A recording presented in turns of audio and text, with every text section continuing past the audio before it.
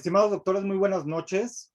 Les quiero agradecer su presencia en un webinar más de esta serie que hemos estado armando durante todo el año relacionado con la microbiota. La microbiota, que es la piedra angular y es la razón de la existencia de Biocodex, empresa farmacéutica francesa, que gracias al descubrimiento de su probiótico Saccharomyces boulardii con la cepa CNSMI 745, dio origen hace más de 70 años a esta empresa que no solamente se trata de comercializar productos, trata de difundir información científica, muchas de ellas de investigación propia relacionada con nuestro Saccharomyces boulardii, pero también con todo lo que se relaciona con temas de la microbiota y sumando también cada vez más productos que también contienen probióticos, muy en línea con lo que es la tendencia de la investigación. El día de hoy vamos a tocar un tema sumamente interesante, porque sabemos muy bien que hay una sobreoferta de webinars en estos días. Es de veras fascinante ver cómo podemos reunirnos de todo el país con tan solo una conexión. Esto es de las pocas cosas que yo creo que podríamos agradecerle a este fenómeno epidemiológico que hemos vivido en los últimos años. Sin embargo, yo sé, ¿no?, que hay muchas empresas que están utilizando este tipo de herramientas para poder ofrecerles mucha información, mucha de ella relacionada con los productos que comercializan. Y esto es lo que hace interesante nuestro webinar el día de hoy. Esos productos que tal vez ustedes han visto que tienen una utilidad enorme en sus consultas o en su vida médica del día a día, hoy lo vamos a ver desde un ángulo completamente diferente, desde el ángulo de la microbiota. El tema es disbiosis por medicamentos. ¿Es nuestra responsabilidad prevenirla? Y para esto me da muchísimo gusto presentarle a la doctora Flora Binader. Ella es pediatra del Instituto Nacional de Pediatría, también es neonatóloga del Instituto Nacional de Pediatría, ha publicado o tiene múltiples publicaciones en revistas indexadas de microbiota y de neurodesarrollo, así también como miembro de grupos y consejos médicos de la especialidad. Flor, mil gracias por estar con nosotros y adelante, con muchísima atención te escuchamos.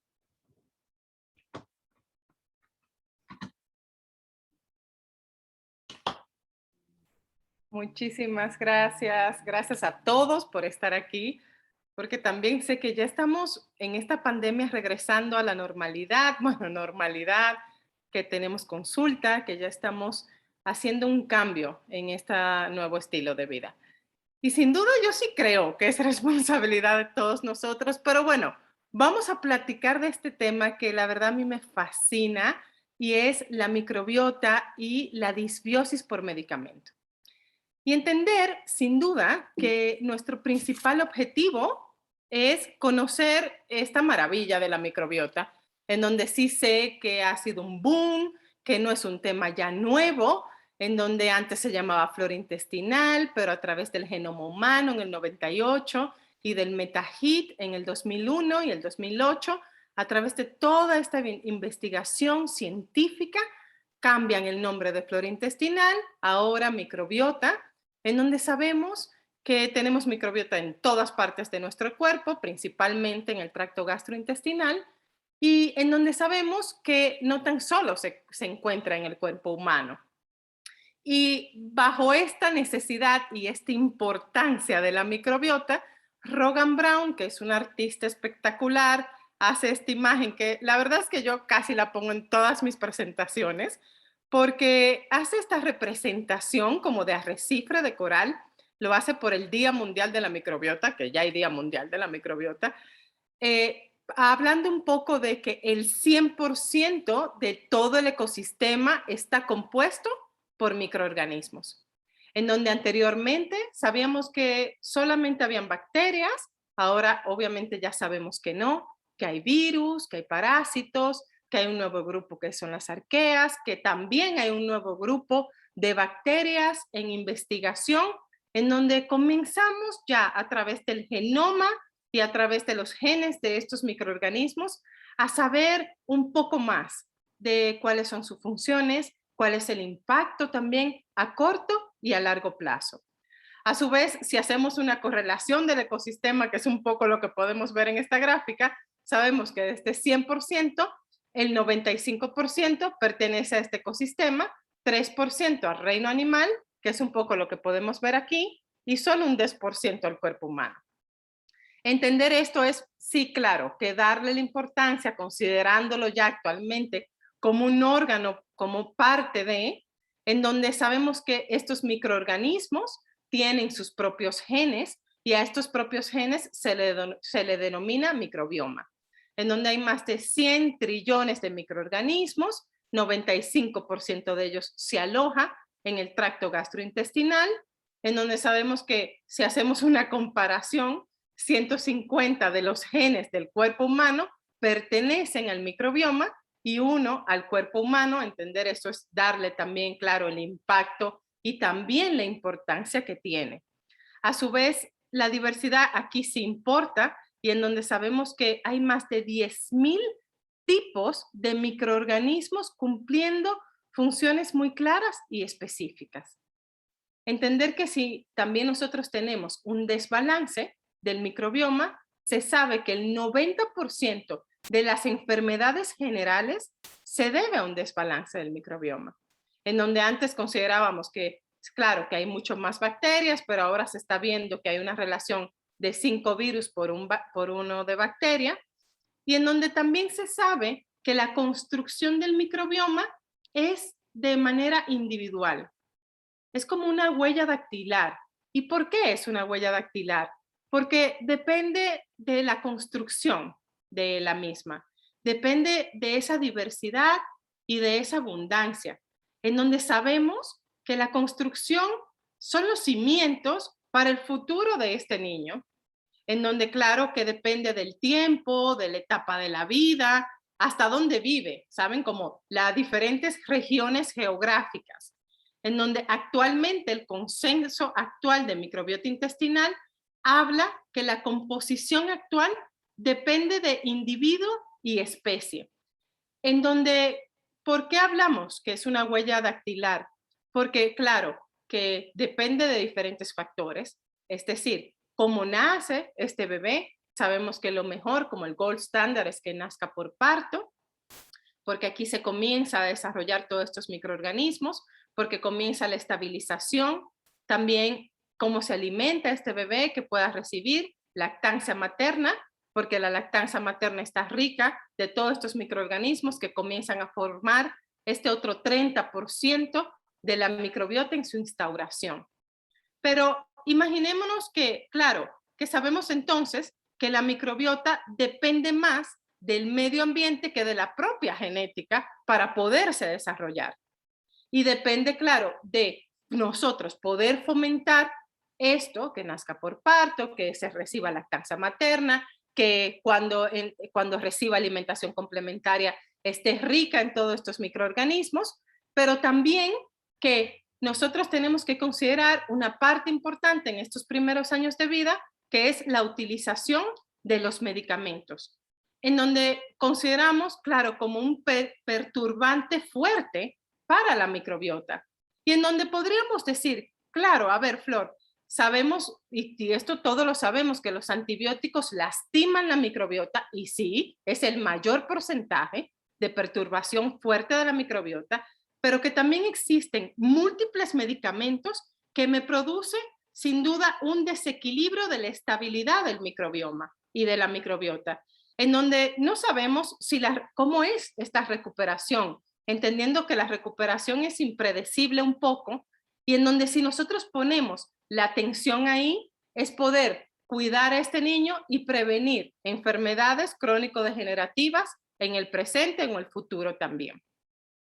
En donde sabemos que, claro, que esta construcción tenemos que como poner el ojo ahí. No es lo mismo este niño, ejemplo, que nace de término prematuro, que estuvo en una unidad de cuidados intensivos o no, que recibió antibióticos o tenía una enfermedad alérgica por cualquier circunstancia y recibió un inhibidor de la bomba de protones o cualquier otro medicamento durante su transcurso y recuperamos cualquier enfermedad que estaba presente en ese momento, pero desestabilizamos la microbiota.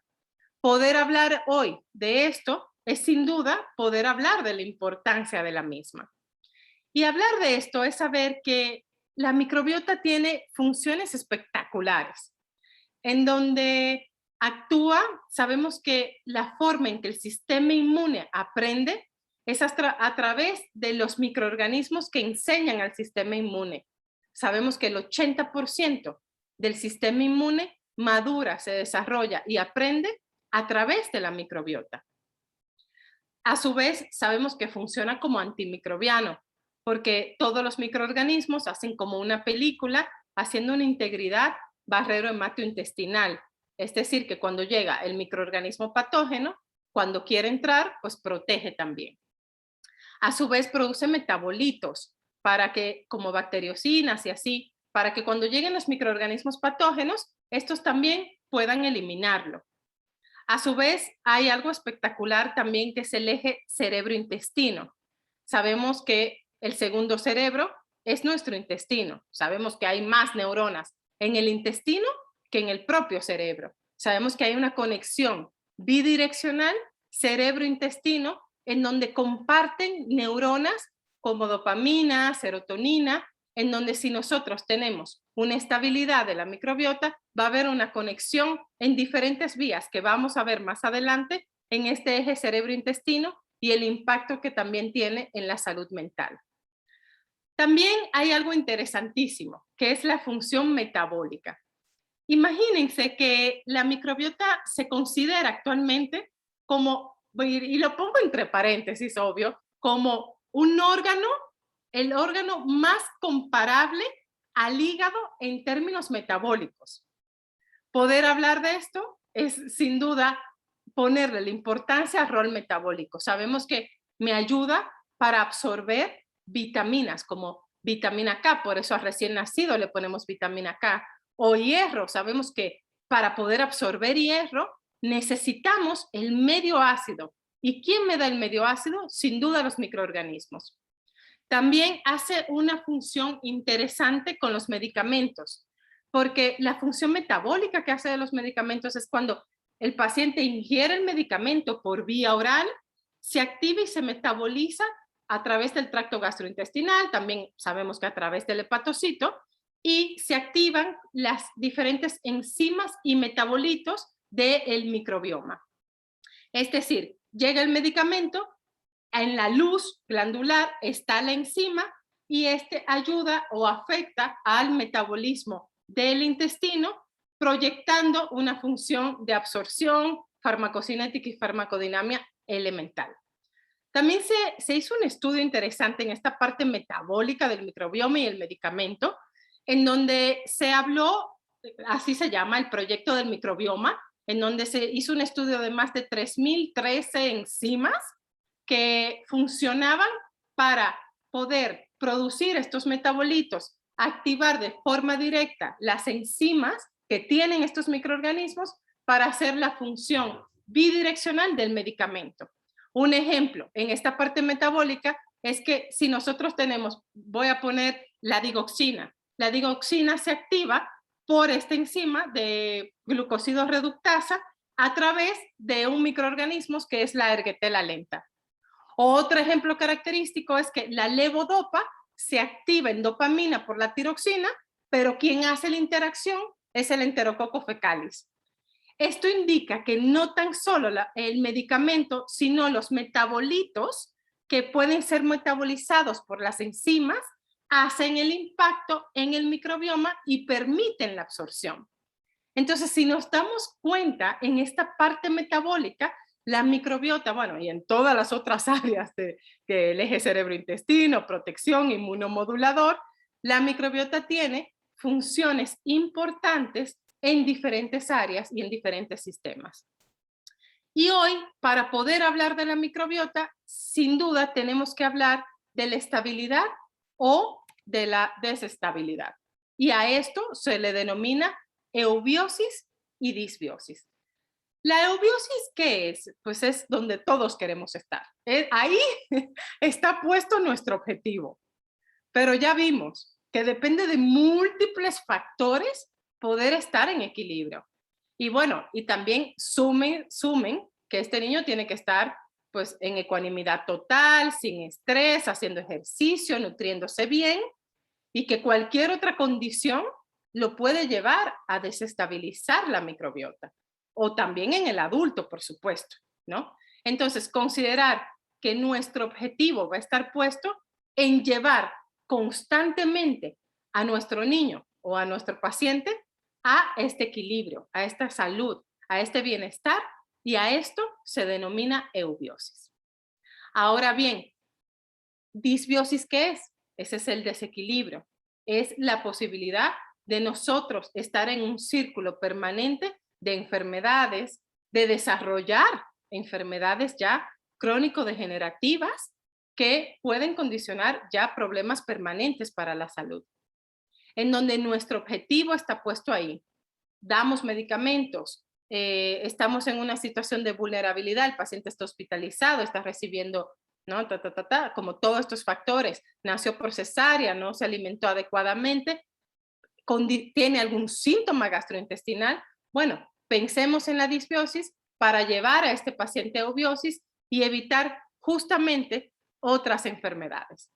Y a mí, bueno, y gracias cada vez que me invitan a dar estas conferencias, yo siempre hago una búsqueda nueva en PodPen.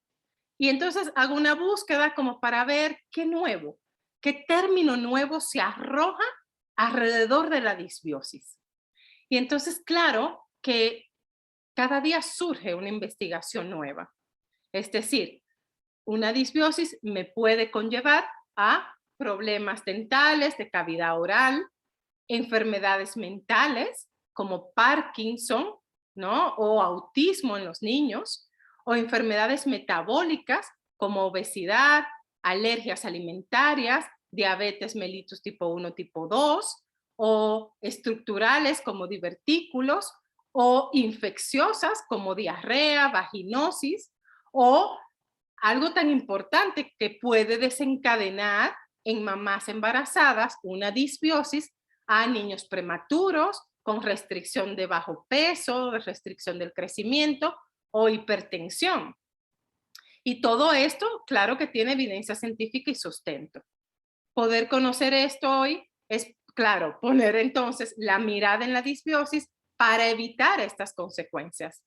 En donde hoy, sin duda, vamos a hablar de estos medicamentos que condicionan la disbiosis, en donde, bueno, a ver, sabemos que existen, es decir, hoy cuando me dieron este tema, y feliz porque cuando me puse en profundidad a ver como todo esto, me di cuenta que hay más de 1.200 de medicamentos, más de 1.200 medicamentos que condicionan disbiosis.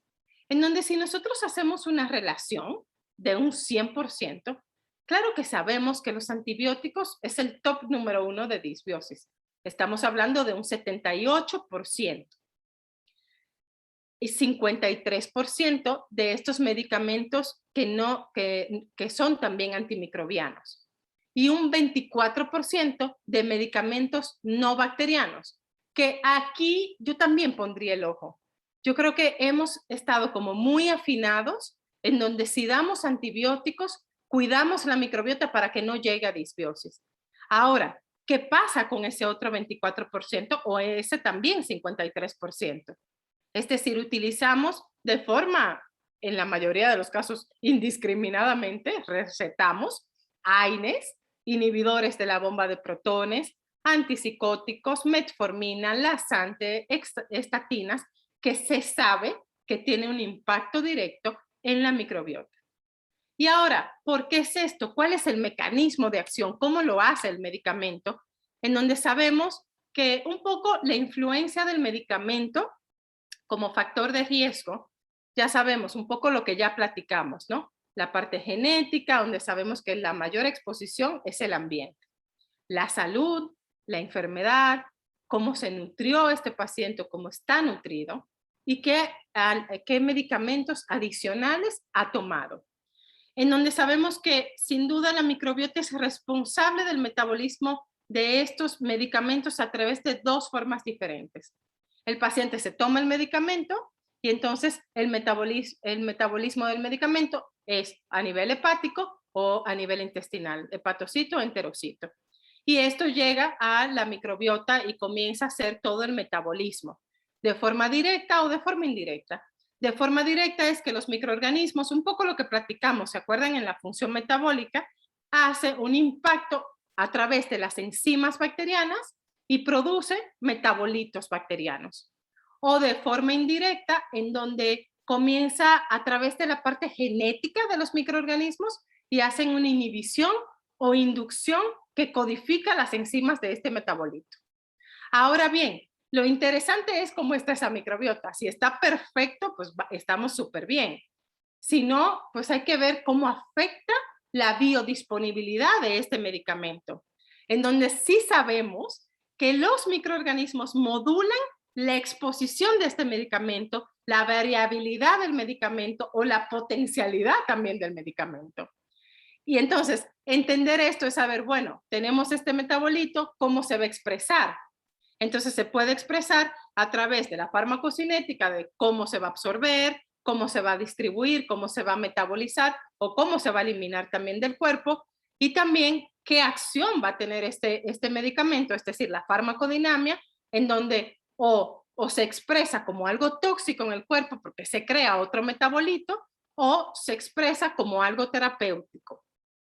Y entonces, poder entender esta parte, es decir, bueno, ok, tengo que también analizar cómo está la microbiota del paciente para yo saber si el metabolito que yo estoy produciendo me conduce al efecto terapéutico que yo quiero condicionar, o aunado tengo que primero estabilizar la microbiota para posteriormente o concomitantemente poder también dar ese medicamento. Y bueno, vamos a hablar un poco hoy de los medicamentos más frecuentes. Digo, hoy vamos a hablar únicamente de 4. Vamos a comenzar con uno de los más frecuentes, que sin duda son los AINES. Los AINES, sabemos que la interacción de los AINES es que afecta el metabolismo de la bacteria, el crecimiento y la muerte celular de la bacteria, en donde sabemos que altera de las propiedades fisiológicas y las funciones del huésped propiamente, porque si nos damos cuenta en esta gráfica, vemos en este estudio que los AINES altera, bueno, que un poco lo voy a señalar aquí, ¿verdad? Porque hablo y hablo, pero bueno, que altera el crecimiento de los microorganismos también, altera el ciclo enterohepático y también altera los genes y las enzimas de este microorganismo. Pero lo que se ha visto también es que hay una forma directa en donde hace una biotransformación de los fármacos en otras formas físicas, químicas, perdón. Un poco lo que platicamos anteriormente, dependiendo cómo está, se altera la eficacia o la toxicidad en el cuerpo al recibir este medicamento, en donde sabemos que la microbiota actúa de manera indirecta en esta eficacia o en esta toxicidad del medicamento, haciendo esta acción bidireccional microbiota-medicamento y medicamento-microbiota. Comprender este efecto que tienen los AINES es muy particular en cada uno de los medicamentos en general, es decir, cómo hace esa interacción bidireccional a favor o en contra. Y en donde se publica este estudio, en donde se ponen como la mayoría de los AINES más comunes que utilizamos, la indometacina, el naproxeno, el diclofenac, se hicieron diferentes estudios que fueron normalmente en ratones, y también uno se hizo, el Celecoxib, se hizo en humanos, en mujeres que tenían obesidad. Y lo que se dieron cuenta es que, bueno, punto número 1, es que tenían un impacto estos AINES en diferentes áreas del intestino, en diferentes partes, ¿no? En el ilio, en el intestino corto, en el colon, ¿no? En el duodeno. Y no tan solo el lugar era lo interesante, sino también los cambios que tenían en la microbiota, en donde se vio que, claro, que incrementaba, por ejemplo, la endometacina incrementaba el enterococo fecalis, y entonces eso propiciaba una mayor inestabilidad, entonces eso se reflejaba a una menor absorción y también eso se modificaba en el comportamiento clínico, en donde no tan solo la absorción, sino las molestias clínicas que podía presentar el paciente. Así como también, un ejemplo, la aspirina se vio que incrementaba los lactobacilos. Sabemos que cuando incrementan los lactobacilos se modifica el pH y entonces altera la permeabilidad intestinal y eso clínicamente se puede desarrollar en hacer más susceptibles a que este paciente pueda tener infecciones recurrentes. Y entonces, claro que hay una interacción clara del AINE sobre la microbiota, sobre los microorganismos y sobre la evidencia clínica, que es obviamente lo que a nosotros también nos preocupa y también nos interesa. Otro medicamento importante, sin duda, son los inhibidores de la bomba de protones. Cuando los inhibidores de la bomba de protones, les platico que es uno de los medicamentos que más evidencia científica sobre la microbiota tienen escrito actualmente. ¿Y por qué? Porque se considera dentro de los 10 medicamentos más utilizados en el momento, en donde sí se ha visto que hay cambios importantes en la microbiota, en donde claro que hay una mayor probabilidad de infección entérica, principalmente por Clostridium difficile. En donde si nosotros hacemos una correlación, poniendo que claro que es uno de los 10 medicamentos más utilizados, si nosotros lo extrapolamos a la población, sabemos que a nivel poblacional los efectos son más prominentes a diferencia de los antibióticos con el uso de inhibidores de la bomba de protones. Es decir, lo utilizan más personas y por ende la población está más afectada. Y esto, sabemos que poder conocer esto es saber este efecto clínico que tienen los inhibidores de la bomba de protones en diferentes áreas del tracto gastrointestinal.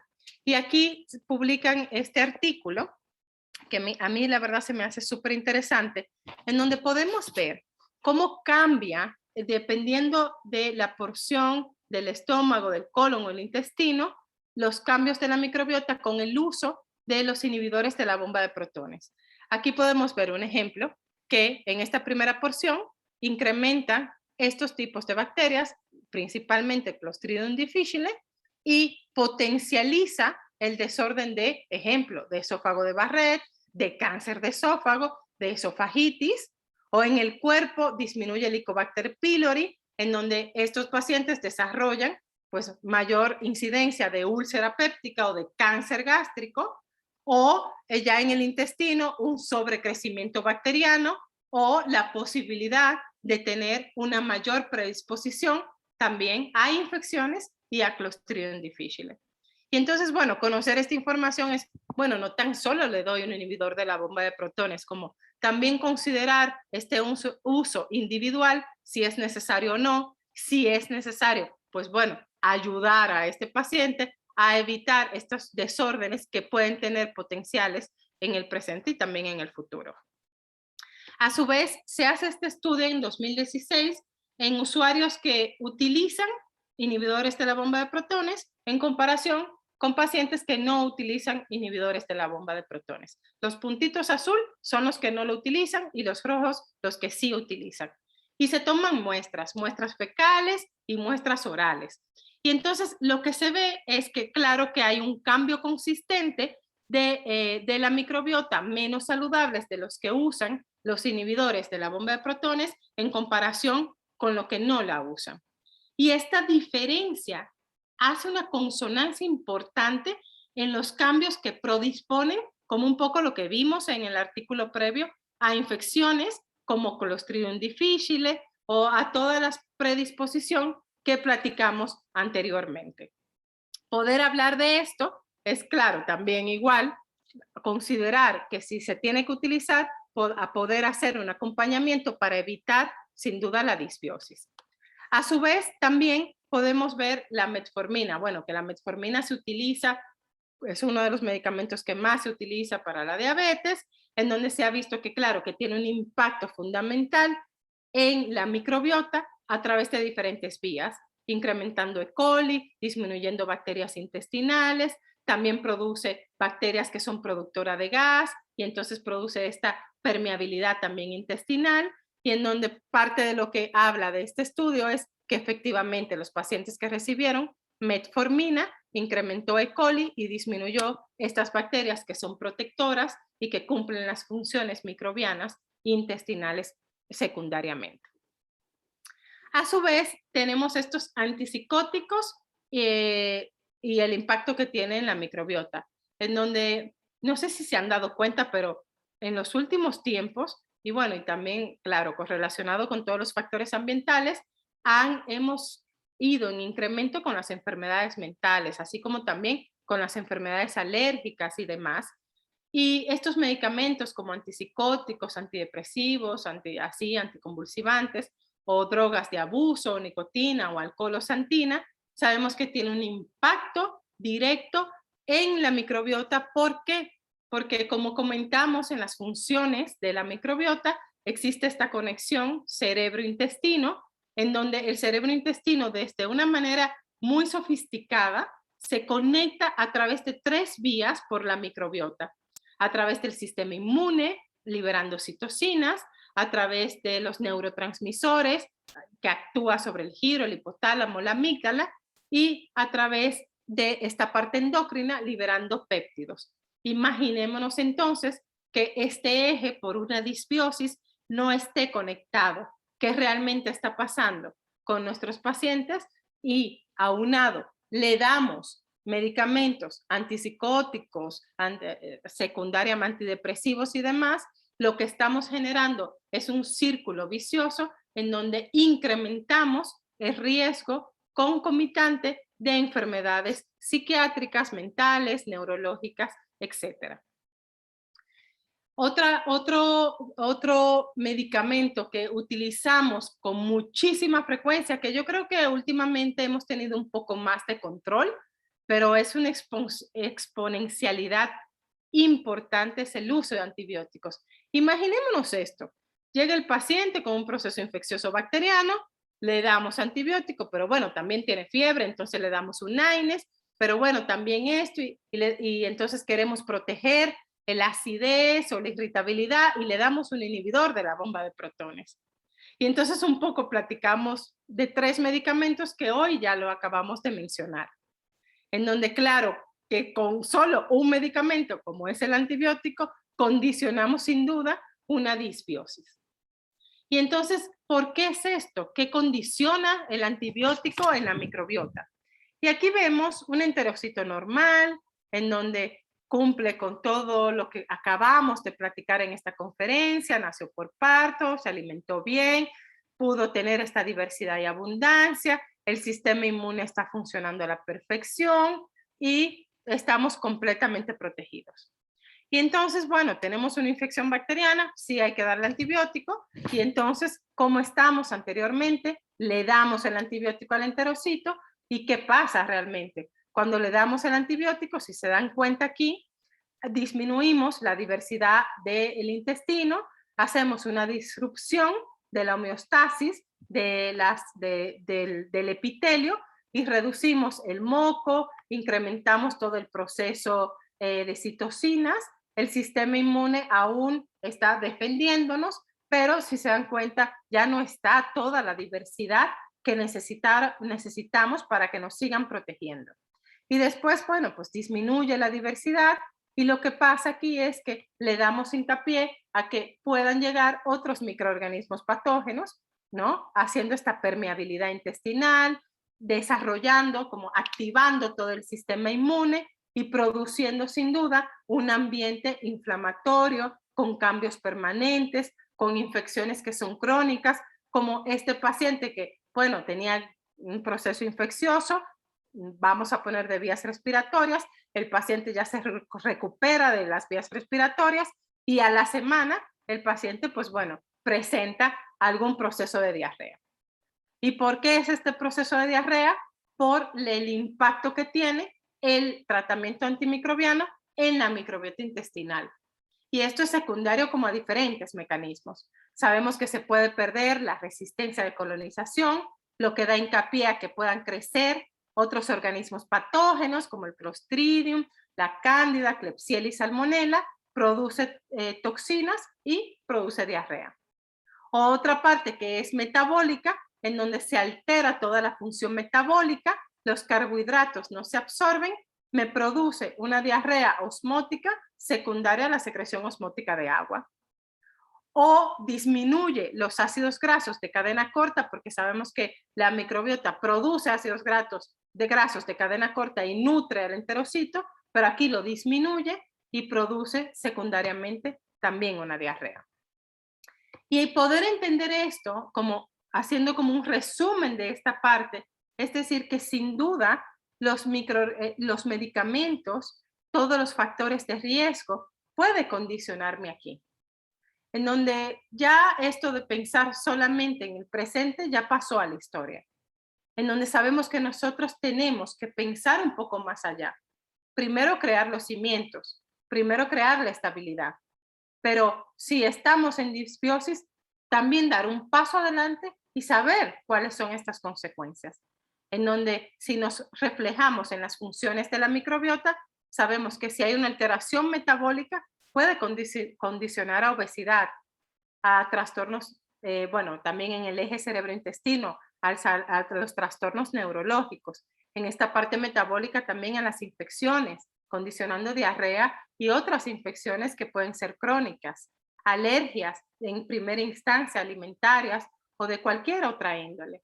O que se modifique la microbiota produciendo este intestino permeable, las alteraciones en sus funciones, los trastornos en la función intestinal propiamente. Y aquí lo importante de hablar hoy de disbiosis es también saber qué hacer con esa disbiosis, cómo podemos recuperarla. Y ahorita, bueno, a mí me encanta esta imagen, porque es, bueno, hay tantas opciones que ahorita hablan de cómo recuperar la disbiosis, el implante fecal, si doy un prebiótico o un probiótico, o si quito algunos alimentos que son proinflamatorios para poderlos recuperar. Y hoy vamos a hablar un poco de estos famosos prebióticos, probióticos, qué son, para qué sirven. En donde sabemos que los probióticos son todos estos microorganismos vivos que si yo lo doy en cantidades suficientes, me da un beneficio para la salud.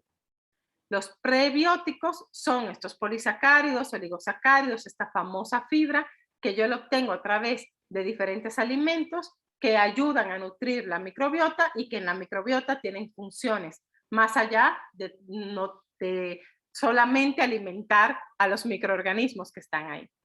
O los simbióticos, que es la mezcla de los pre y probióticos. Y en donde, bueno, entonces, ¿en dónde encontramos estos famosos probióticos? Y aquí hay un dato interesante, es decir, nosotros lo encontramos en probióticos naturales. Si nuestro paciente está sano, no está en disbiosis, solamente queremos seguir repoblando la microbiota, fortaleciéndola, utilicemos los probióticos naturales, como los que son a base de leche fermentada, que está en el suero, en el kéfir, ¿no? O en preparaciones ya como el ceviche, el chucrut, el kimchi, son ricos de probióticos naturales. A su vez, probióticos de base de leche fermentada, como los yogures. Entonces, paciente sano, fomentamos esta alimentación y alimentamos la microbiota continuamente. Ahora bien, estoy en disbiosis, yo necesito reparar esa disbiosis. Aquí hay que conocer cuáles probióticos hay. Acuérdense que hay miles en el mercado que antes consideraban que es, bueno, y actualmente, yo el otro día fui a una farmacia y agarré un probiótico y decía como si es más es mejor y sabemos que no. Cuando nosotros elegimos un probiótico, sabemos, ay perdón, esto se modificó, cuando nosotros elegimos un probiótico tenemos que conocer varias cosas, que sea una cepa bien identificada, que tenga evidencia científica, que pueda llegar intacto a donde tiene que llegar y en donde, bueno, conocemos esta preparación industrial y esta variabilidad que existe en el mercado. Ahora, ¿para qué sirve el probiótico? En donde sabemos que los probióticos, si nos damos cuenta en esta imagen, hace un efecto de barrera, hace un papel trófico y produce metabolitos para, sin duda, hacer una protección directa sobre el enterocito. También produce bacteriocinas que me permiten que se inhiba el desarrollo de patógenos y por igual estimula el sistema inmune a través de la producción de anticuerpos, de inmunoglobulina A, de plasmocitos, combate que se adhiera al agente patógeno en la mucosa. Entonces, sin duda, es un recurso, los probióticos, en la recuperación de la microbiota, claro que sí. Entender que no es exclusivamente el probiótico, sino es un conjunto de cambios que tenemos que hacer para poderlo llevar a eubiosis. Una buena nutrición, una nutrición enfocada en la recuperación, el uso de probióticos, si hay estrés, trabajar el estrés, que pueda hacer ejercicio el paciente, es decir, poder hacer un tratamiento multidisciplinario para poder recuperar sin duda esta microbiota. Ahora bien, ¿cuáles son los criterios para poder elegir un probiótico? Y a mí, cuando me visitan o cuando yo hago como esta investigación de qué voy a decidir, tengo que saber varias cosas. Y tengo que saber qué es decir, que sea una cepa bien identificada y caracterizada, que sea estable, es decir, que llegue, porque la mayoría de los probióticos se mueren en el estómago por el medio ácido que está y no llegue intacto al colon, que es a donde queremos que llegue. Que no sean miles de probióticos, es decir, que sea una cepa estable, que cumpla las funciones, que tenga evidencia científica, que sepamos que tenga un buen nivel, que tenga un buen proceso de manufactura y de control y calidad para hacer esta función y esta elección desde el mejor lugar. Ahora bien, existen diferentes tipos de probióticos. Los principales existen probióticos bacterianos y probióticos de levadura. Vamos a hablar un poco de los dos, ¿no? En donde sabemos que la microbiota, la presencia de la microbiota intestinal, lo más frecuente que tiene son bacterias en un 99% y las levaduras en menos de 1%. ¿Esto es importante? Claro que sí, porque yo con la levadura hago una colonización temporal, en donde sabemos que llega el probiótico al colon, coloniza temporal, hace la función que tiene que hacer y no se queda ahí. Obviamente se elimina en las heces fecales diarias. También el tamaño. El tamaño aquí, claro que tiene una mayor cobertura. La bacteria es más chiquita, mide un micro, y la levadura mide 10 micras. Entonces, claro que si en el enterocito yo pongo la levadura, tengo una mayor superficie, 10 veces más grande, y una mayor cobertura de toda la mucosa intestinal, permitiendo sin duda una mejor protección y una mejor adhesión.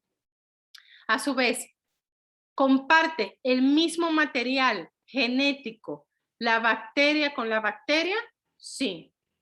La bacteria con la levadura, no. Entonces no puede hacer resistencia.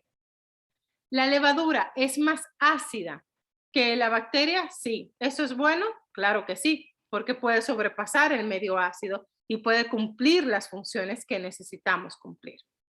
Poder conocer esto es que ustedes también puedan elegir entre la levadura o la bacteria, conociendo sus estructuras y también sus funciones. A su vez, ¿cuáles son las recomendaciones internacionales para diarrea, para prevención de disbiosis asociada a antibióticos o a otros medicamentos? ESFAGAN, América Latina y la Organización Mundial de Gastro, es que sí se recomienda el uso de probióticos y los más recomendados sin duda es esta levadura que se llama Saccharomyces boulardii o LGG, que también está demostrado. Entendiendo esto es pues hablar también sin duda de la evidencia científica que hay detrás.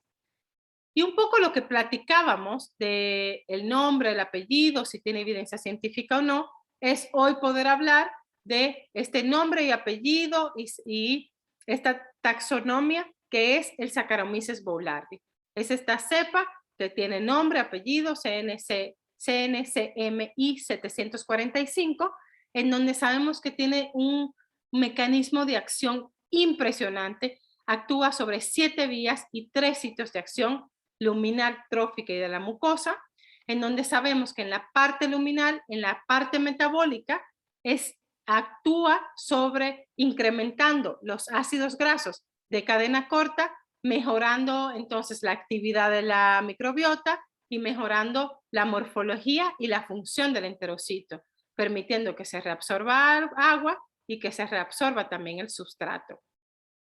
También tiene una función antitoxínica. Esta función, bueno, todas son importantes, pero esta realmente es impactante. Imagínense que el Saccharomyces boulardii actúa sobre toxinas de cólera, de Clostridium difficile y de E. coli, permitiendo producir proteínas específicas con una acción enzimática sobre estas diferentes toxinas. Entonces, claro, yo tengo Clostridium difficile y le doy el tratamiento, pero concomitante doy este probiótico de Saccharomyces boulardii, sin duda va a ser un impacto dual, en donde yo voy a poder hacer esta secreción de agua inducida por la toxina en menos de un 39% o menos un 59%, y la recuperación de mi paciente va a ser mucho más rápida, más efectiva, y no vamos a llegar al efecto secundario de disbiosis. También tiene un efecto antimicrobiano. Entonces, por eso, no sé si se han dado cuenta que cuando utilizamos un probiótico, hace un efecto tan importante en donde probablemente el esquema antimicrobiano tiene un efecto, se potencializa en la acción concomitante, en donde se ha visto que tiene un efecto directo contra E. coli, Salmonella, Shigella, y esto es porque, miren, permite, aquí está el Saccharomyces, ¿no? Y lo que hace es que permite que se mantengan las uniones estrechas. Esta también se adhiere a las bacterias y esto entonces obviamente disminuye la adherencia de la bacteria a la célula para que no nos pueda invadir secundariamente. También hace una modulación, es decir, ya estaba en disbiosis, tenemos que recuperarla o estamos en proceso de cualquier proceso infeccioso o metabólico, y entonces el Saccharomyces boulardii lo que hace es que modifica la microbiota y la restablece a su estado normal. Y también tiene una acción enzimática importante. ¿Se acuerdan lo que platicamos de la función de la enzima, del medicamento y cómo puede alterar el metabolito del medicamento a través de las enzimas? Y el Saccharomyces boulardii tiene un efecto enzimático interesante, que son estas poliaminas, putrescina, espermidina o espermina, que ayuda a la proliferación, a la diferenciación y a la apoptosis celular. En donde si yo quiero tener como esta representación clínica, lo que me va a ayudar es a incrementar el sistema de defensa, a incrementar el transporte de sodio, a que pueda disminuir la translocación de antígenos y a estimular la actividad de disacaridasas. A su vez, sabemos que estas poliaminas me ayudan a madurar el enterocito y poder absorber y digerir estos azúcares para evitar secundariamente pues, esta diarrea osmótica que es secundaria pues, a esta misma disbiosis. Y a su vez, acuérdense lo que platicamos que la microbiota, el 80% viene a través de la modulación, de la estimulación del sistema inmune, y lo que hace también el Saccharomyces boulardii es que aumenta los índices de inmunoglobulina A, permitiendo entonces secundariamente incrementar las defensas inmunitarias y hacer esta función protectora. Poder hablar hoy de todos estos mecanismos de defensas es sin duda también darle la importancia a esta parte antiinflamatoria, en donde sabemos que también actúa sobre la mucosa y también permite disminuir los mediadores inflamatorios. Sin duda nosotros tenemos recursos, y estos recursos y estas herramientas hay que utilizarlas, porque sin duda hay que evitar la disbiosis, hay que prevenirla, y que si ya la tenemos, pues hay que recuperar la microbiota a un estado natural, en donde tenemos que darle la importancia a la microbiota, en donde sabemos que es un complejo ecosistema que cumple funciones espectaculares, no tan solo a nivel digestivo, sino también a nivel sistémico, en donde tenemos que considerar que la disbiosis es por múltiples factores.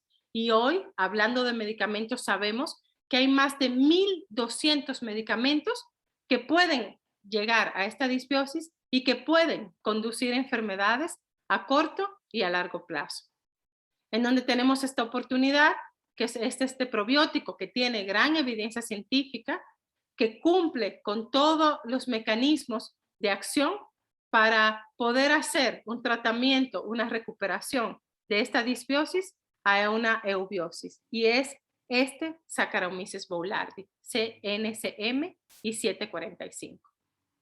También comprender que hay que darle la importancia al microbioma, que ya hay Día Mundial del Microbioma, no tan solo humano, sino animal, planta, litósfera, hidrósfera y alimentos. Muchísimas gracias. Quedo abierta a cualquier duda y a cualquier comentario. Gracias por acompañarnos.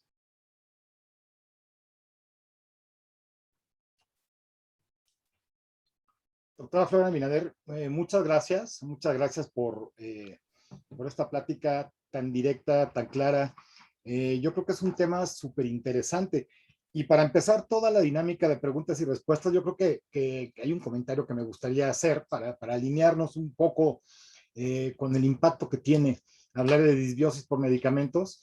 Es que de ninguna manera pensamos que los medicamentos sean algo negativo. Personalmente, yo tengo más de 20 años trabajando para la industria farmacéutica en varias empresas, muchas de ellas de investigación, y realmente los recursos que se destinan a la investigación de nuevos medicamentos, de nuevos antibióticos, bueno, no hay nuevos, pero en su momento nuevos antibióticos, los mismos inhibidores de bomba de protones, que hay modificaciones y hay nuevos, pues al final del día sí es una inversión bien importante de cada una de estas empresas, siempre pensando en el beneficio de los pacientes, y pues prácticamente estamos hablando de que algunos de ellos son salvavidas incluso. De hecho, hay una denominación en las ventas a gobierno donde se llaman productos salvavidas, y ahí entran varios antibióticos de uso hospitalario, que ahorita me voy a referir a ellos porque hay una pregunta muy al respecto.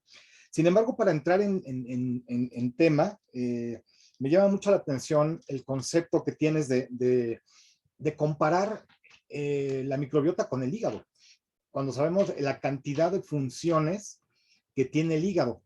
Entonces, hablar de las funciones de la microbiota, la importancia que tiene una microbiota sana, pues es fundamental, y yo creo que es el eje principal de esta interesantísima charla que tenemos contigo.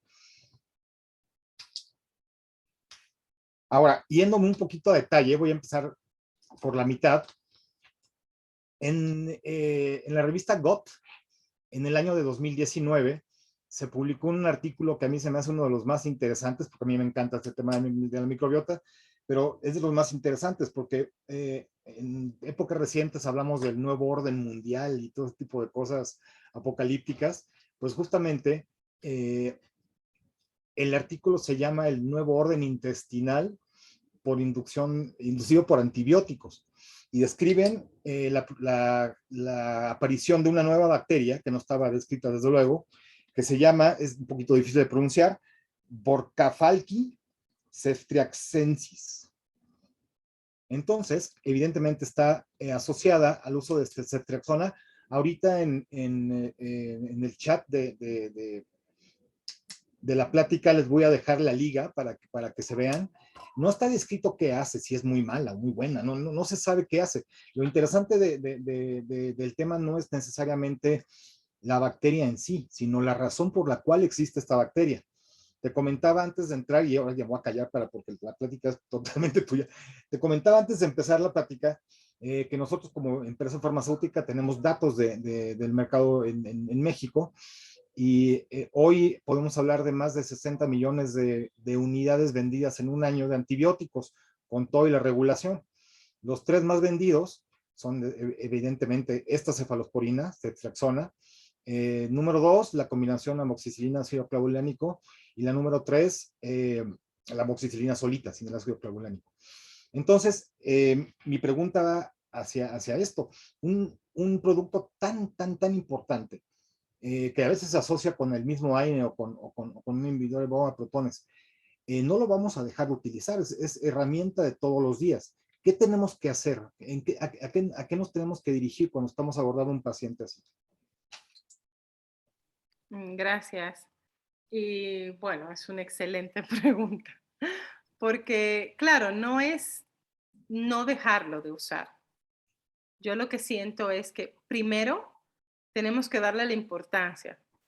Y aquí sí, yo quiero, como antes de enfocarme en la respuesta, es que podamos individualizar. Creo que muchas veces, por diferentes circunstancias, utilizamos antibióticos entendiendo que la primera causa de infección es viral. Pero bueno, vamos a considerar que sí necesitaba el antibiótico, que sí era algo bacteriano. Y entonces, con toda esta información, sabiendo que inmediatamente se utiliza el antibiótico, comienza a hacer modificaciones en la microbiota, necesariamente yo, dando un antibiótico, tengo que dar un probiótico. Un probiótico que cumpla todas estas funciones, que proteja la microbiota, que ayude también al antibiótico a hacer toda esa función antimicrobiana, a proteger el enterocito, el mismo probiótico tiene funciones de protección, de defensa, de restauración, también de restablecimiento de la microbiota para concomitante, pues claro, no llevar a este paciente a disbiosis. Durante el tratamiento de antibiótico, siempre pensemos en dar un probiótico. Y acuérdense, cuando elijamos el probiótico, por favor, que sea un probiótico que tenga evidencia, que llegue a donde tenga que llegar. Y esto, perdón que sea como tan repetitiva, porque imagínense poner a gastar a un paciente a un probiótico que se muere en el estómago y no cumple las funciones. Y yo estoy pensando que yo estoy protegiendo a mi paciente, que yo no lo estoy condicionando a disbiosis y a la semana llega con diarrea. Entonces, ahí sí, elijamos este probiótico que pueda llegar intacto, un poco lo que ya platicamos. Este Saccharomyces boulardii se ha visto que tiene este efecto y que cumple las funciones que necesitamos que cumpla para protegerlo. Y la diarrea como manifestación de la disbiosis, porque no en todos los pacientes va a haber una diarrea, sin embargo, la disbiosis ahí está.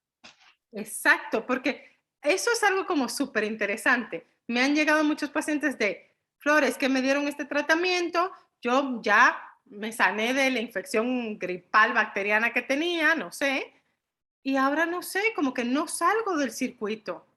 Ahora tengo diarrea, me siento súper cansado, cansada, estoy distendida. ¿Y qué es esto? ¿Qué son estos síntomas? Es la misma disbiosis manifestándose. Y entonces, bueno, ok, por cualquier circunstancia no pude dar los probióticos, bueno, atendamos esto. Sí es una disbiosis. Restablezcamos a una eubiosis para evitar todas las enfermedades que un poco ya platicamos en la conferencia, ¿no? Hay un término que se utiliza en el mundo médico desde hace muchos años, que es el paciente toreado. Cuando hablamos de un paciente toreado, hablamos de un paciente que ha recibido muchos antibióticos porque constantemente está teniendo enfermedades respiratorias, etcétera. Paciente toreado, y eso lo identificamos y bueno, es un paciente complicado. Sin embargo, después de tu plática, yo me imagino, un paciente toreado, pues somos todos, en realidad todos nos toreamos, porque ahorita hablamos de antibióticos que son medicamentos que se necesita comprar con receta, pero los de libre venta, como son muchos de los AINES y sobre todo algunos de los inhibidores de bomba de protones, están al alcance de cualquier persona y se toman de manera, eso sí, completamente indiscriminada, más otros asuntos de la automedicación que no vamos a entrar en detalles. Entonces, en general, todos estamos toreados. Sí, Entonces, perdón, no, Flor, no. eh, me voy a ir ya a una de las preguntas específicas que nos están haciendo por acá. El doctor Oscar Contreras nos dice, la felicita por la conferencia Gracias. y si recomiendas a Saccharomyces boulardii para renovar la microbiota de manera periódica, qué dosis y qué tiempo de uso puede utilizarlo. Gracias. Y yo te diría de manera periódica si está en disbiosis, ¿no? Porque si yo tengo una microbiota sana, esto es algo súper importante. Que digo que la verdad en estos tiempos es Es difícil difícil. mantener una microbiota en estabilidad perfecta, ¿no? Porque hasta el mismo estrés me condiciona disbiosis, ¿no? Pero sí quiero hacer como una connotación aquí. Vamos a pensar que sí, que es una microbiota sana. Ahí no tienen que dar probióticos continuos ni periódicos. Ahí el enfoque está puesto en seguir nutriendo la microbiota con probióticos naturales, con ejercicio, con trabajar los mecanismos de estrés si están presentes y seguir manteniendo esa microbiota. Ahora bien, por cualquier circunstancias, medicamentos, circunstancias ambientales, laborales, cualquiera, mi microbiota está desestabilizada, está en disbiosis, sí, recomiendo Saccharomyces boulardii. ¿Cuál dosis? La recomendación es en niños, un sobre cada 12 horas. Dependiendo el tiempo, puede ser 5 o 7 días, pero eso tiene que ser como muy acompañado por el médico, pues por los médicos que acompañan a este niño. O en adultos, una cápsula cada 12 horas por 7 días y ir vigilando cómo se va recuperando los síntomas, cómo va el paciente, ir acompañándolo también con la nutrición y con todo lo otro que también platicamos. Acuérdense que el tratamiento de la microbiota, el restablecimiento, no es exclusivamente del probiótico, es de todo el acompañamiento multidisciplinario y el cambio que se tiene que hacer para así realmente tener el impacto. ¿El probiótico ayuda? Claro que sí. ¿Lo restablece? Claro que sí, pero puede hacer su función el probiótico, pero si no lo mantenemos, podemos regresar a lo que estábamos anteriormente. El doctor Jorge Luis Aguilar, evidentemente una felicitación previa, y nos Gracias. hace dos preguntas bien interesantes también. Cuando se habla sobre probióticos, ¿existen probióticos que no sean cepas bacterianas? Ahorita estamos hablando de una de ellas, ¿no? De Claro, sí. Saccharomyces boulardii, pero existen más. Él específicamente pregunta si hay virales, por ejemplo, parasitarios. No, solamente existen bacterianos y ya iba a decir parasitarios. Solo existen bacterianos y de levadura. De Sí, bacterianos hay varios, hay muchos probióticos bacterianos. Ahí sí tenemos que considerar cuáles son las funciones que cumplen, si pueden llegar al colon, si no se mueren en otras partes, si llegan en cantidades suficientes, como un poco el cuadro comparativo que les di. Y de levadura que tiene la evidencia es el Saccharomyces boulardii. siguiendo con el doctor Aguilar, nos vamos hacia las siguientes preguntas y comentarios que hace. Y yo quisiera preguntarle, doctora, Sí, ¿todos los gracias. probióticos son iguales? Estamos en una época en donde hay probióticos, pero hasta en GNC, en todos lados encontramos nuevas marcas de probióticos que tienen unos empaques muy bonitos, muy llamativos, y que dicen cientos de billones de unidades formadas de colonias, pero en realidad estamos tomando algo que está probado, que nos conviene, que nos funciona. Claro, y aquí sí, hasta los aceites yo creo que ya le ponen probióticos. Digo, estoy obviamente Claro, exagerando, pero es que es el tema boom, ¿sabes? Como, bueno, ahora está hasta de moda el tema de los probióticos. Y no es que sea moda, sino no todos son iguales. Sí tienen, miren, para mí los probióticos, para que me entiendan, es como si yo eligiera un antibiótico. Porque cada uno de esas cepas, de estos microorganismos que están ahí, tienen funciones súper claras y súper específicas. Es decir, no todos los probióticos funcionan para todo. Hay probióticos como, no sé, vamos a poner ahora que estamos hablando tanto del Saccharomyces boulardii, en donde se ha visto que tiene un impacto para todo tipo de diarrea, ¿no? Diarrea del viajero, diarreas crónicas, diarrea asociada a antibióticos, también para otro tipo de infecciones y así. Y entonces, a partir de ahí es que se elige el probiótico. Otra cosa interesante es que, como comentaba en la conferencia, el otro día fui a un lugar y como me encanta el tema de la microbiota, siempre veo qué hay en el mercado. Y comienzo a revisar cajas y dice 60 y no sé cuántos miles de billones, 30 billones no sé cuánto. Y aquí sí, lo más no es mejor. Eso sí es súper importante, porque pueden ser 30.000 billones de probióticos, pero si no sobrepasan las diferentes porciones del tracto gastrointestinal y no llegan al colon y se mueren todos, pues no cumple ninguna función. O si no tiene la estructura que tiene que tener para poder llegar O, ok, vamos a poner, llegaron, de esos 100 billones llegó uno, pero no cumple la estructura, las funciones, el restablecimiento, pues también de nada funciona ese probiótico. Entonces, de verdad que esto es súper importante. Tenemos que saber elegir. ¿Y cómo elegir? Evidencia científica, que cumpla con las funciones, que tenga nombre y apellido, que tenga la cepa, que haga y restablezca y cumpla las funciones. No porque me lo dijo alguien, sino también vámonos a la evidencia científica y a partir de ahí, pues permitámonos también decidir. Desde el empaque, porque evidentemente tiene que demostrar estabilidad, al ser empacado puede estar 12 meses desde que se produce hasta que está en el punto de venta. Segundo, la acidez gástrica. Y tercero, los terribles ácidos biliares. No todos pasan esas Exacto. tres barreras. Así es. Eh, Así el doctor Aguilar pregunta, ¿no? ¿Cuánto tiempo dura un probiótico de cepa para que funcione? Es muy difícil establecerlo, ¿no? Porque hay muchas, varía muchísimo. Sin embargo, yo creo que lo podemos reducir en eso. Los que tienen evidencia científica publicada ya demostraron que tienen un mecanismo de acción y funciona. exacto, básicamente. Muy bien. Doctor Aguilar, mil gracias porque de verdad nos está aquí como que poniendo la sal en la plática. Voy a leer Gracias. la última pregunta que pone. Si yo tengo un paciente con una infección que requiere un tratamiento antibiótico, ya sea leve o hasta antibióticos potentes que hay en terapia intensiva, ¿en qué beneficia dar estos probióticos o prebióticos o posbióticos o simbióticos antes, durante o después del esquema de antibiótico? Beneficia en todo. Así, mi queridísimo doctor Aguilar, he estado ahí también.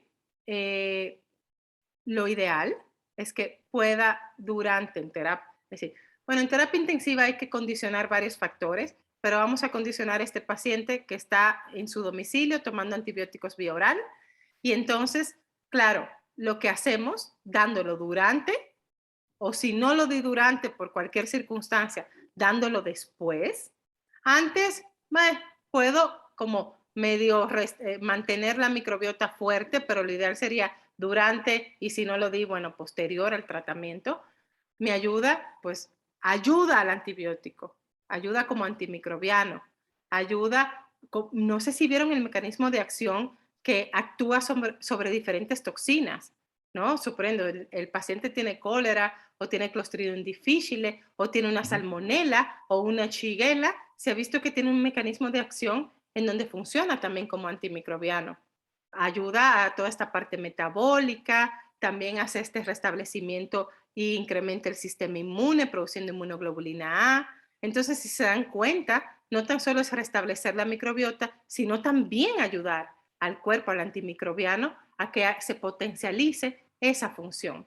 Darlo concomitante es evitar que volvamos a este círculo, ¿no? Crónico de infecciones recurrentes o que el sistema inmune disminuya o que comience a hacer esta disbiosis en donde entra en un círculo que poderla romper es hasta poder establecer enfermedades crónico-degenerativas.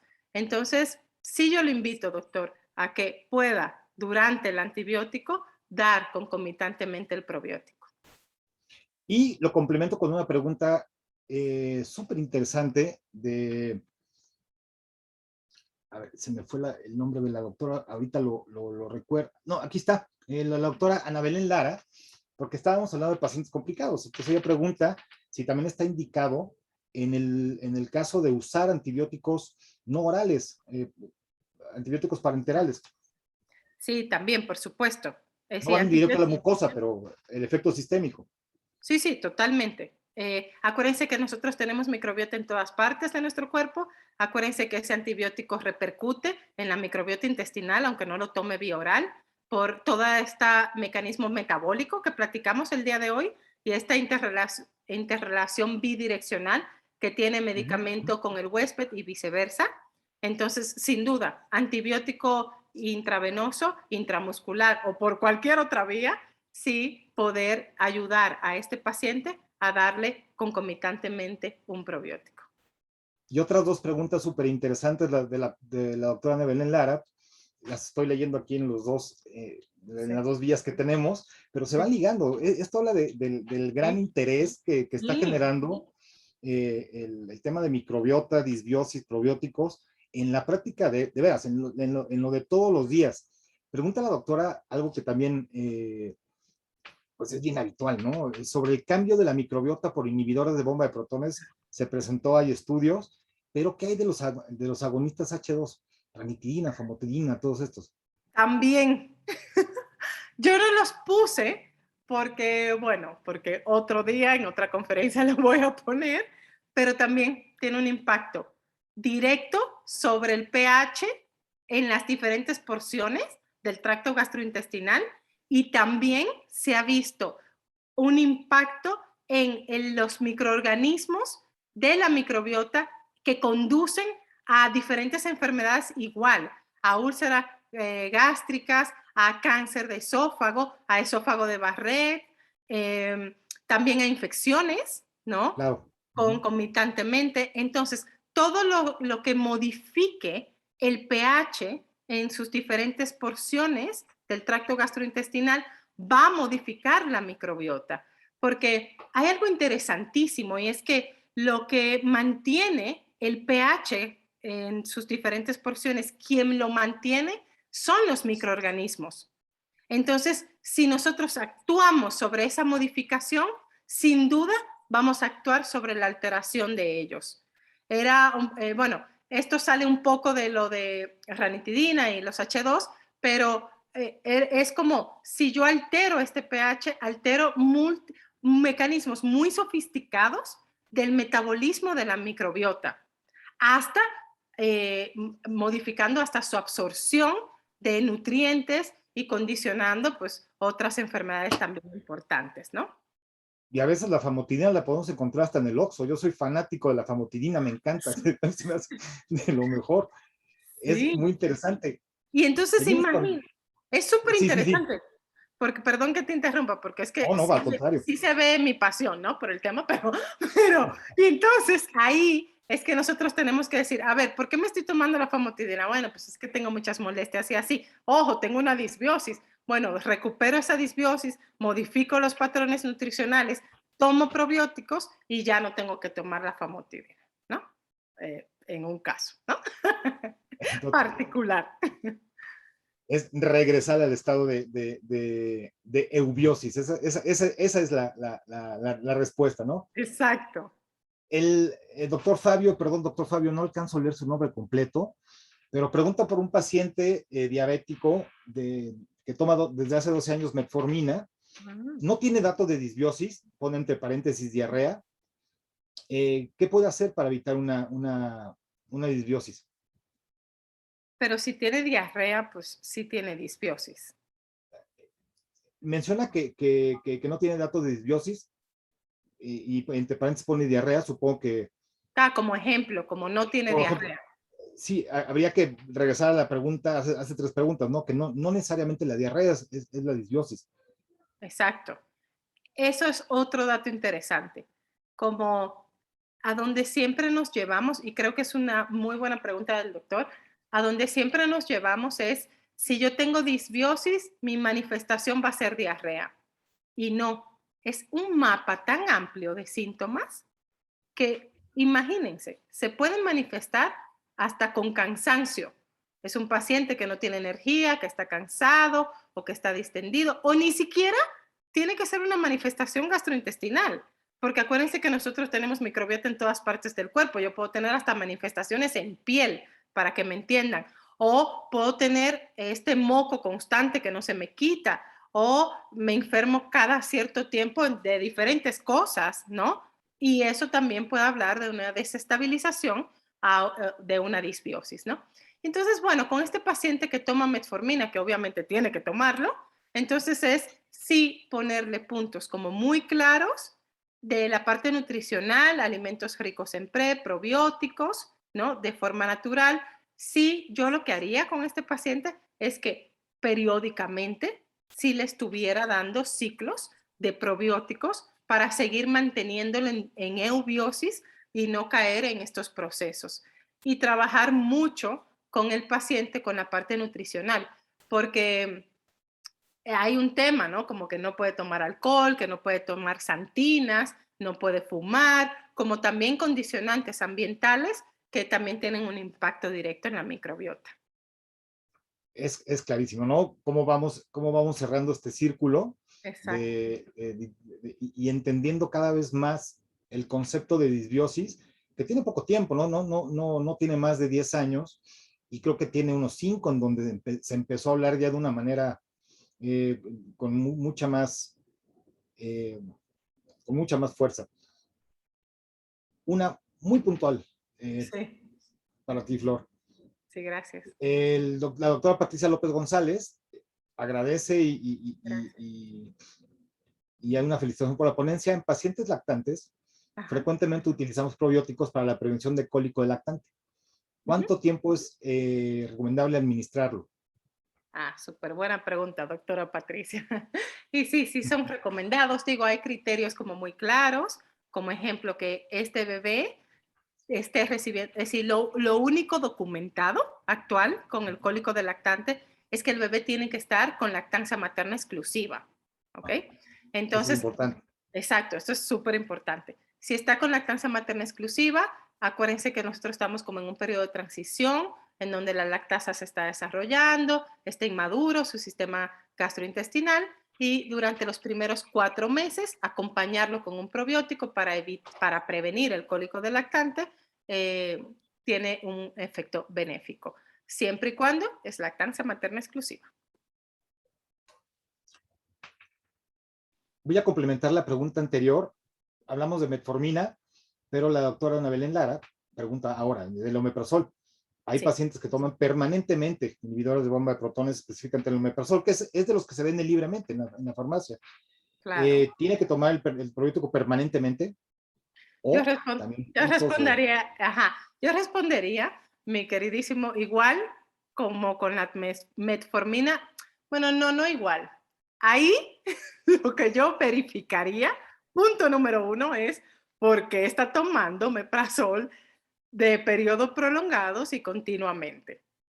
Entonces, me iría a la causa. Si la causa me permite yo restablecer la microbiota de disbiosis a eubiosis, haría ese primer contacto, acompañaría ese restablecimiento con un probiótico y modificaría la microbiota para ver si en algún momento yo puedo suspender ese inhibidor de la bomba de protones.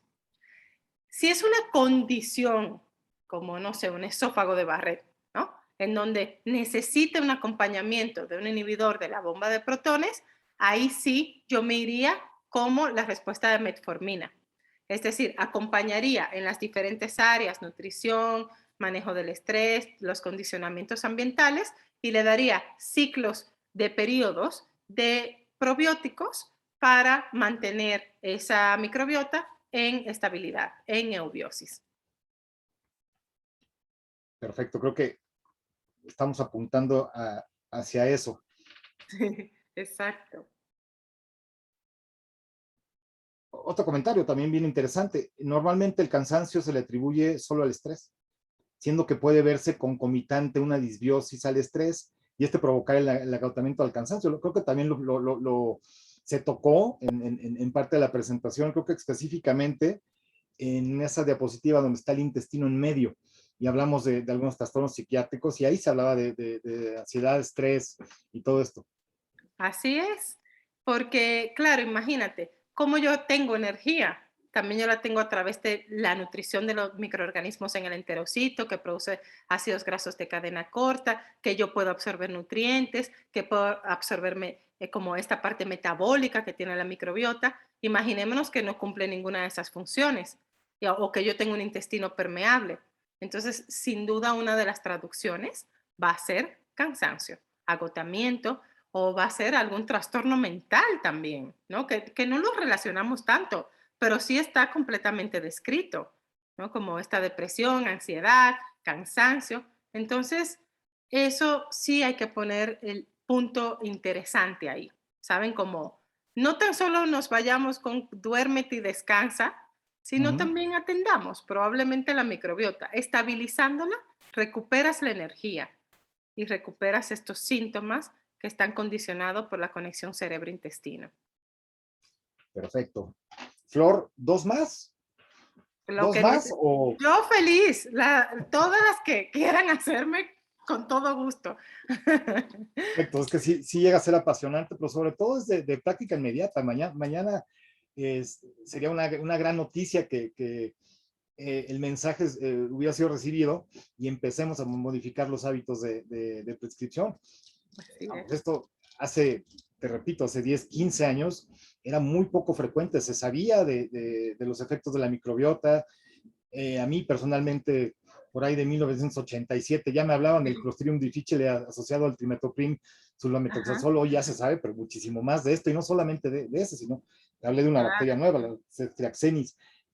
Van los dos, entonces. Sí, sí, perfecto. Bien interesante, porque esto, yo creo que la doctora Luz Treviño mañana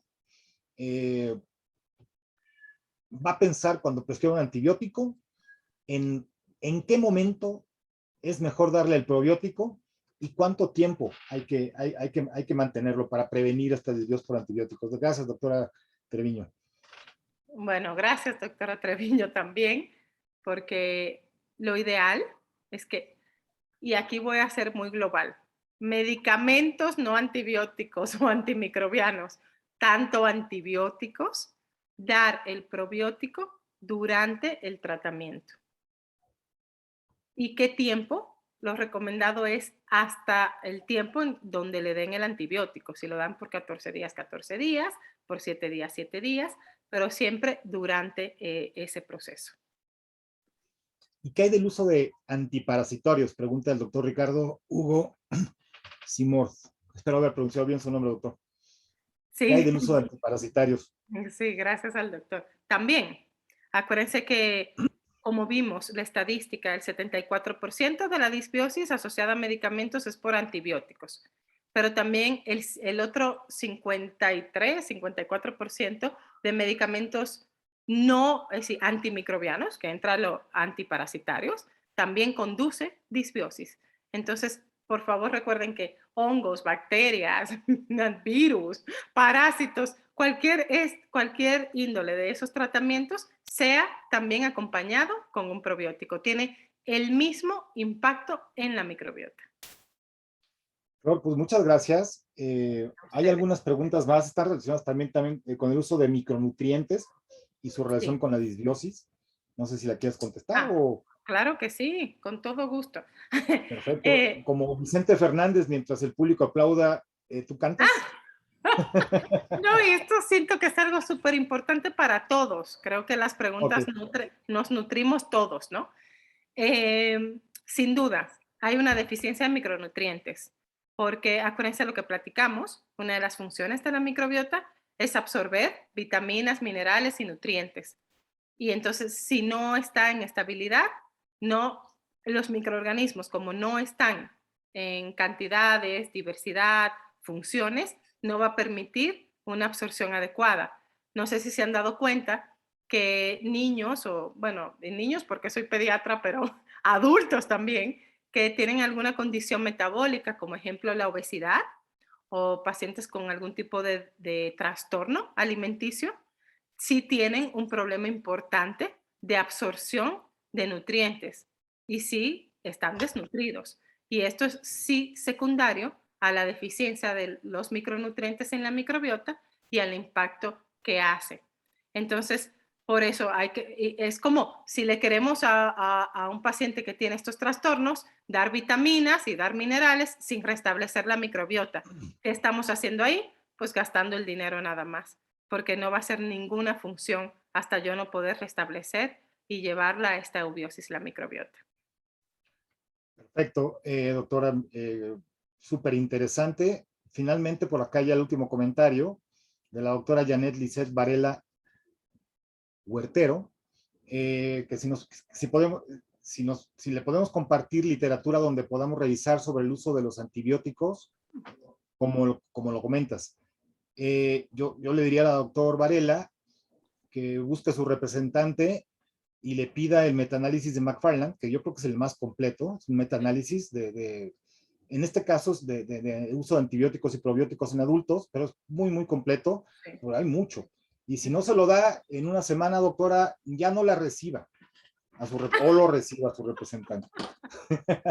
Sí, por supuesto, y con mucho gusto podemos compartir. Biocodex tiene una unidad de información médica.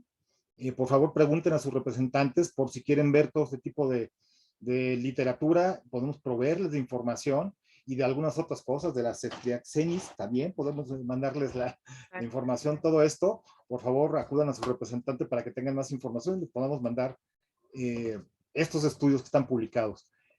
Flora Abinader, mil gracias, muchas gracias por esta plática tan interesante y que además tú la haces todavía más interesante. Y si quieres cerrar con algún mensaje final ya para sellar el tema. Sí, muchas gracias. Bueno, primero agradecerles a todos que todavía siguen aquí. Eh, Decirles que nosotros tenemos una gran oportunidad como cuidadores de la salud y es siempre pensar en la eubiosis de nuestros pacientes, en donde si por cualquier síntoma que acabamos de mencionar o el paciente está en disbiosis, que la podamos atender inmediatamente para evitar secuelas o enfermedades a corto y a largo plazo. Que nos refugiemos en estos probióticos que sí tienen evidencia científica, que sí cumplen las funciones que tienen que cumplir para poder restablecer y para poder llevar a este estado de eubiosis y de salud a cada uno de nuestros pacientes. Muchísimas gracias a todos. Muchas gracias, Flor, y sobre todo muchas gracias a los doctores que estuvieron hora y media con nosotros, hablando de este tema tan apasionante, y sabes que nos podíamos haber extendido mucho más. Sin embargo, va a haber más pláticas. Esto yo creo que es un mensaje que se tiene que compartir constantemente porque es muy habitual y cada vez hay más información. Mil gracias, Flor, de veras, mil gracias por tu plática. Y a los doctores los invito a contestar esta encuesta, porque siempre podemos hacer o ponerle una mejora a los eventos que hacemos en Biocodex. Muchas gracias, muy buenas noches y que tengan un excelente resto de semana.